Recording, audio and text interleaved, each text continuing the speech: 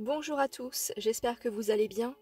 Aujourd'hui, je vous emmène dans un parc pour vous parler de mes 5 dernières lectures.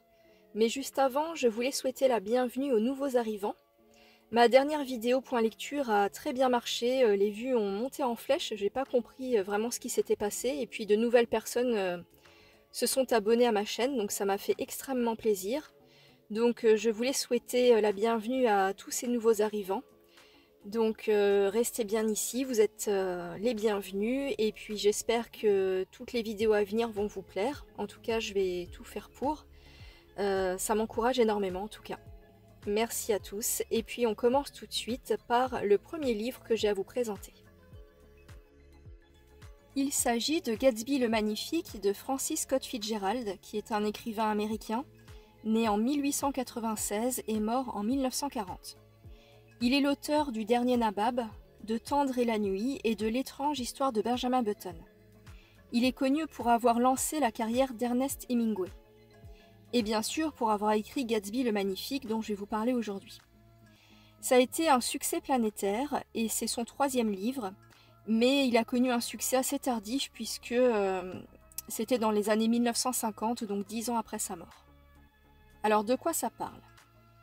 Gatsby raconte l'histoire de Nick Carraway, qui est un jeune Américain, qui va louer une maison cossue dans une zone résidentielle très huppée de la banlieue new-yorkaise, et il habite pas très loin de sa cousine Daisy, qui vit avec son mari Tom Buchanan. Et en fait, ils ont un voisin assez mystérieux, qui est le fameux Jay Gatsby, qui est un homme riche, séduisant et jeune, mais il est riche depuis peu. En fait, il a acquis sa richesse d'une façon un petit peu obscure et crapuleuse. Donc c'est vraiment ça qui va le mettre à l'écart des autres, puisque les autres appartiennent à ce milieu depuis toujours. Et donc c'est un milieu très fermé, très sélect, et il n'accepte pas vraiment les nouveaux riches. Donc Gatsby va se sentir un petit peu à l'écart de ce monde un peu mondain et sélect. Alors on va apprendre au fil des pages qu'il est amoureux depuis toujours de Daisy, et en fait il va faire en sorte de l'attirer dans ses soirées, parce qu'il organise des fêtes mondaines très régulièrement, et il va se servir de son voisin Nick, qui est un petit peu le personnage central de l'histoire aussi, pour qu'il attire sa cousine Daisy dans toutes ses fêtes. Alors Daisy, elle est décrite comme une femme très belle, mais totalement creuse. En fait, c'est une coquille vide et elle est très superficielle. Donc elle est mariée à un homme antipathique et violent, donc elle n'est pas très heureuse dans son ménage. Et Gatsby va faire en sorte de casser un petit peu son couple. Alors je ne peux pas vous dire s'il va réussir, si Daisy va choisir entre l'amour et l'argent, ou le confort matériel. Vous le verrez si vous décidez de lire ce livre. Mais voilà, je ne peux pas vous en dire davantage. Donc c'est un livre qui parle d'amour, mais pas que, puisqu'on est dans les années folles aux États-Unis. L'histoire se déroule avant le krach boursier de 1929. Donc ça va parler d'amour, comme je le disais, mais aussi d'argent, de fêtes, de mondanité. C'est vraiment le culte de l'argent à l'époque, et on sent vraiment que les riches font partie d'une caste à part et qu'ils n'acceptent pas tout le monde dans ce milieu restreint et très sélect. Alors j'ai beaucoup aimé ce livre, j'ai trouvé qu'il était bien écrit, très rythmé. Je ne me suis pas ennuyée une seule seconde, je l'ai dévoré en quelques heures, ça se lit vraiment très bien. Il y a beaucoup de dialogues, donc c'est très vivant. Et j'ai bien aimé l'histoire, le contexte historique aussi, avec les années 1920-1930. J'ai trouvé ça très intéressant. Et j'ai bien aimé aussi les personnages. Nick, qui est un homme lucide et bienveillant. Et de l'autre côté, Gatsby, qui est un héros très attachant. Et j'ai beaucoup aimé aussi la fin, qui est très surprenante. Je m'y attendais pas du tout. Donc je pense que c'est un livre qui mérite d'être découvert. Je vous le conseille en tout cas, c'est très intéressant et puis vous passerez un bon moment. C'est un témoignage historique et ça parle vraiment de lutte entre deux milieux incompatibles. Donc celui des riches depuis toujours, si je puis m'exprimer ainsi, et des nouveaux riches. Donc voilà, on sent que même si ils ont tous des belles maisons, des belles voitures, etc., il y a toujours des différences qui se font même au sein des gens de même caste, entre guillemets. Donc voilà, c'est un livre que je vous conseille fortement. One summer night, we ran away for a while.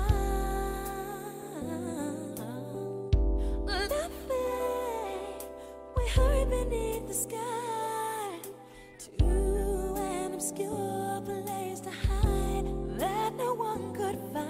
And we drifted to another state of mind and imagined I was yours and you were mine.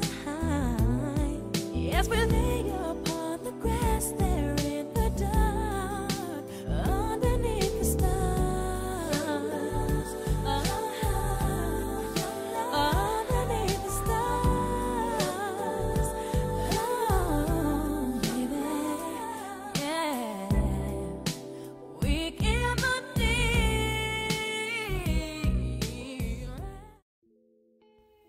On passe ensuite à Verlaine de Stefan Zweig, qui est un essai biographique, et qui est d'ailleurs son premier essai puisqu'il l'a écrit à seulement 23 ans.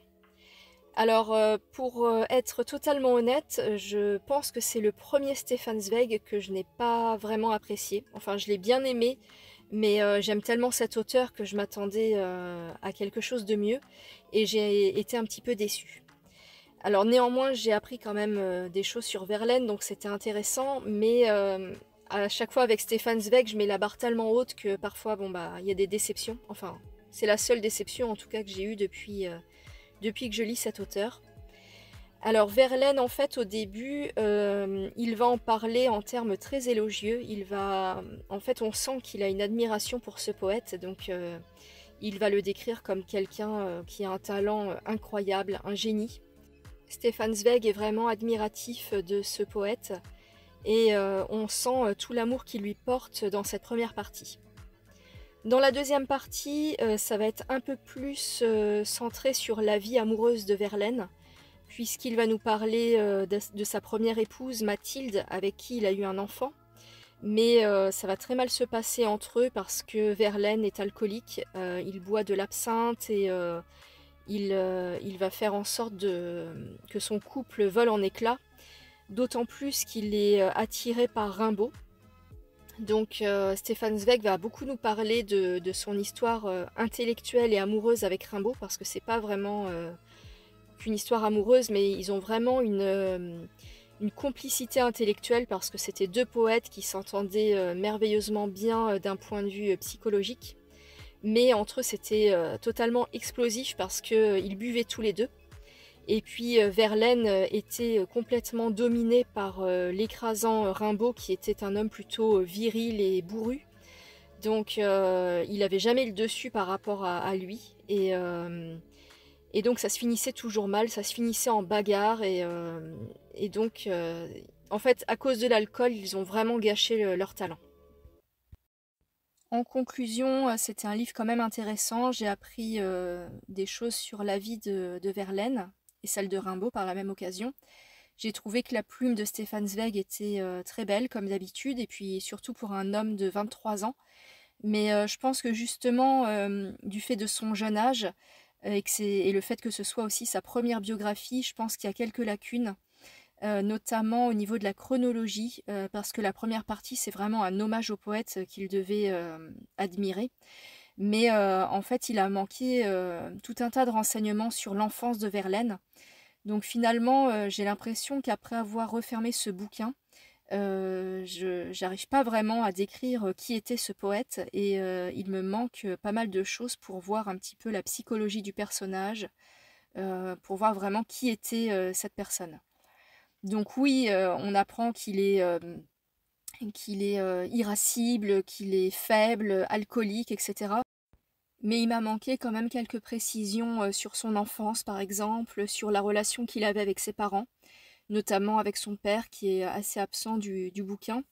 Et voilà, je trouve que ça a été un petit peu traité en surface et que ça va pas vraiment en profondeur. Donc même si j'ai appris beaucoup de choses que je ne connaissais pas, c'était pas assez poussé. Voilà, comme d'autres biographies que j'ai pu lire de Zweig qui étaient vraiment très intéressantes et très travaillées. Mais bon, comme c'est sa première et qu'il avait seulement 23 ans, on le pardonne.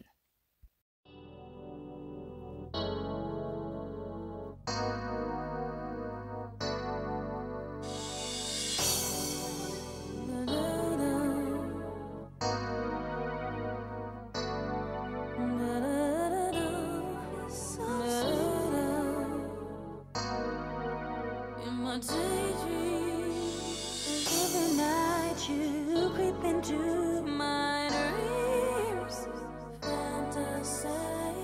It's so deep, but it's a fantasy.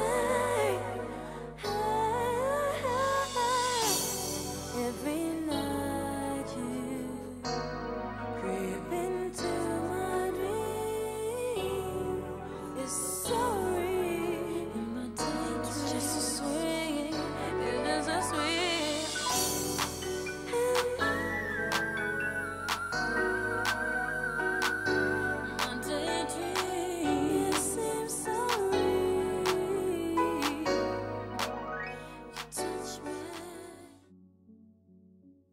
Le troisième livre dont je vais vous parler maintenant est un livre que je vous avais présenté dans mon book haul 100% histoire, puisque c'est un roman policier historique.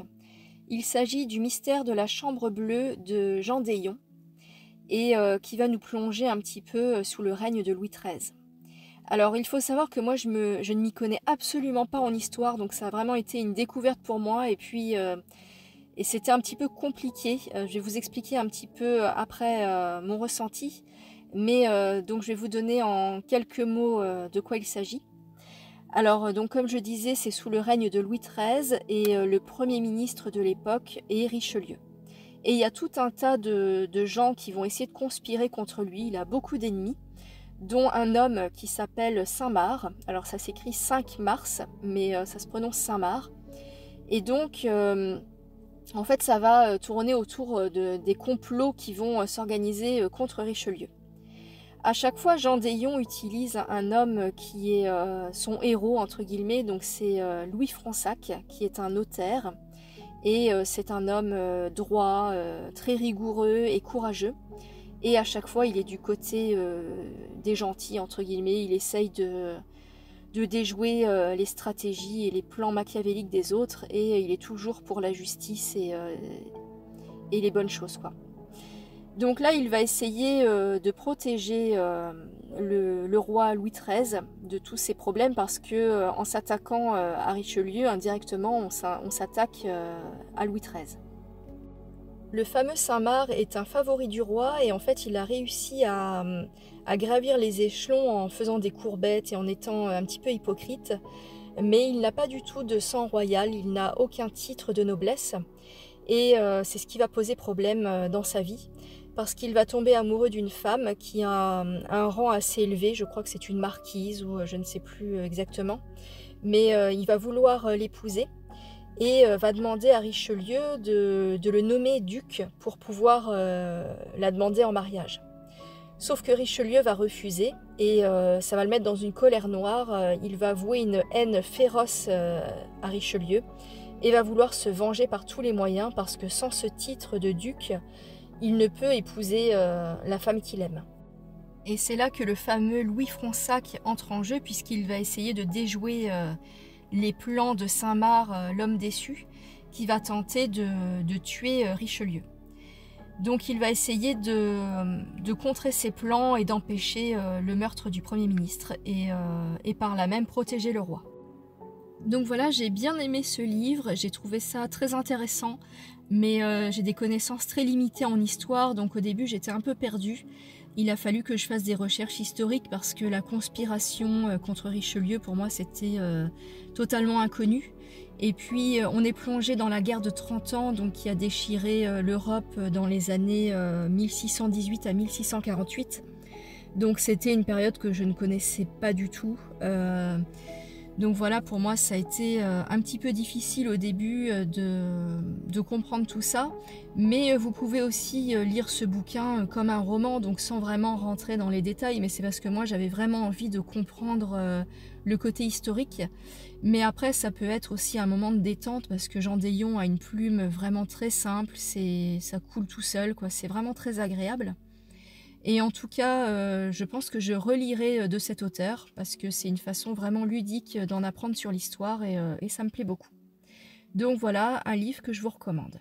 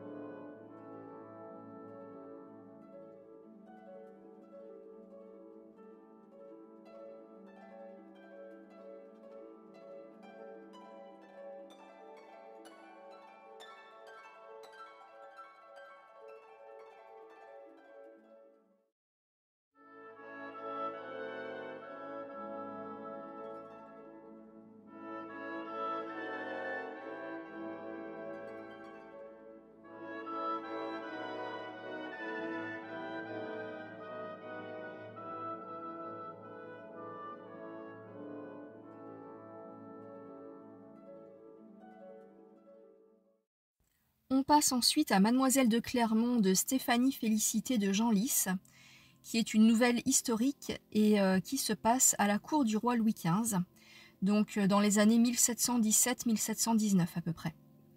Alors Mademoiselle de Clermont est une princesse et elle ne peut pas épouser qui elle veut, et elle est bien sûr amoureuse de Monsieur de Melun qui est un roturier et donc leur amour est impossible. Cet homme est le meilleur ami de son frère et donc ça complique encore les choses puisque le frère protège la sœur de cet homme qui n'est pas du tout de son rang. Donc voilà, c'est une histoire très romantique que j'ai bien aimée, mais j'ai pas grand chose à en dire parce que le livre est vraiment très court, donc c'était intéressant mais sans plus. C'est pas vraiment quelque chose qui restera gravé dans ma mémoire, c'était plaisant à lire, mais voilà, j'ai pas grand chose à en dire. C'était agréable, mais ça m'a pas plus marqué que ça.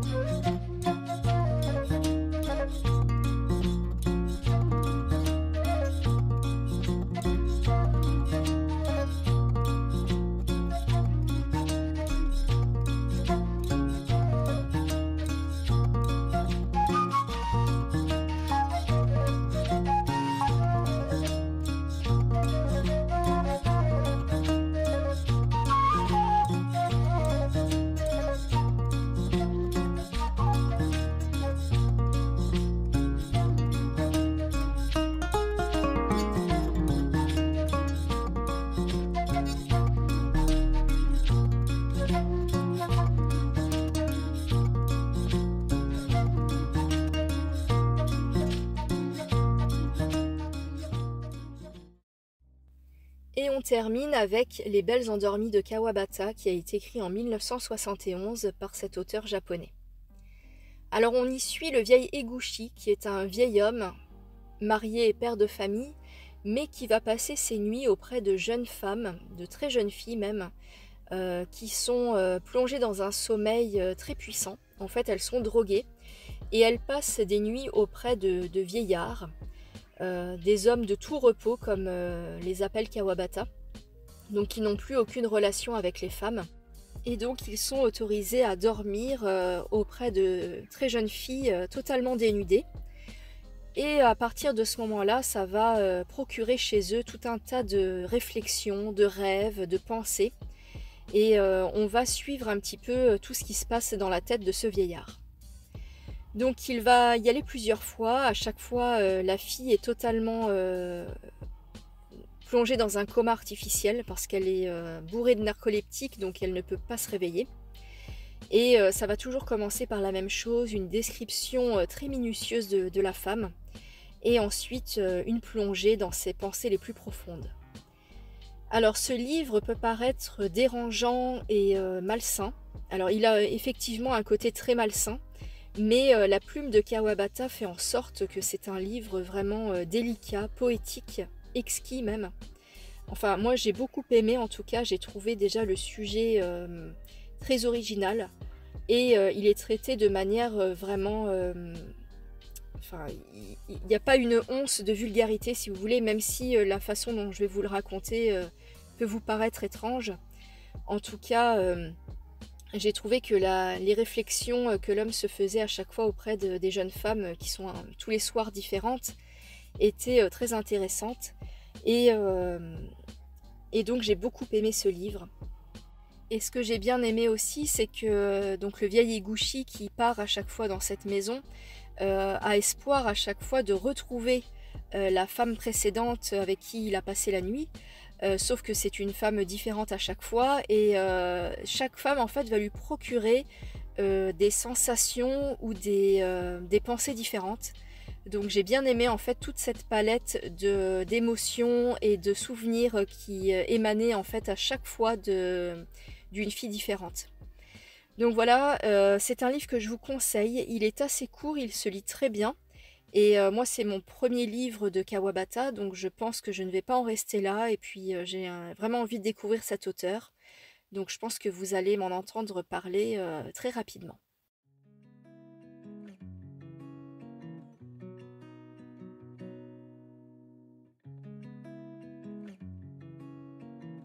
Cette vidéo est maintenant terminée. Je vous remercie à tous de m'avoir écouté jusqu'au bout. J'espère qu'elle vous aura plu et vous aura donné des envies lecture. Je vous dis à très vite pour de nouvelles vidéos, et en attendant, n'hésitez pas à partager, liker et à vous abonner.